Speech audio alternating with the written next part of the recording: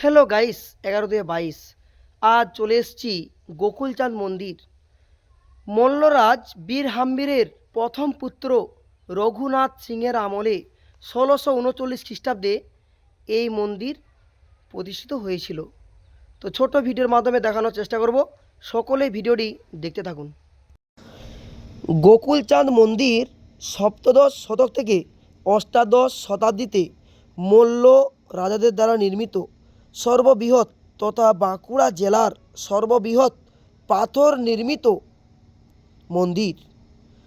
উঁচু প্রাচীর দিয়ে ঘেরা এই মন্দির চত্বরে উচ্চবেদির উপর নির্মিত মূল মন্দিরের দক্ষিণে একটি সুবিশাল নাটমণ্ডপ এবং পূর্ব দিকে একটি ভগমণ্ডপ রয়েছে।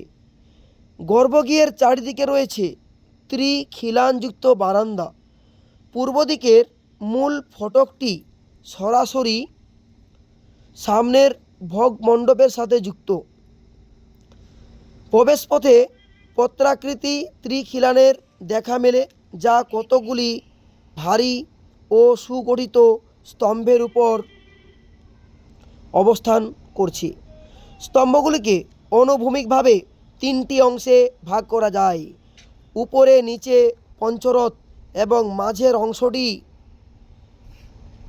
অষ্টকৌণিক। অনুভূমিক শিরাযুক্ত শিখরটি ধাপে ধাপে ক্রমশ সরু হয়ে ওপরের দিকে উঠেছে। শীর্ষস্থলে রয়েছে অমলক ও কলস। গর্ভগৃহের দক্ষিণে বিষ্ণু অবতার প্যানেল দেখতে পাওয়া যায়। দক্ষিণের দেওয়ালে একটি খোদাই করা ফলকে 9 পংক্তির শিলালেখ পাওয়া যায়, যা অনেকাংশে বিকৃত।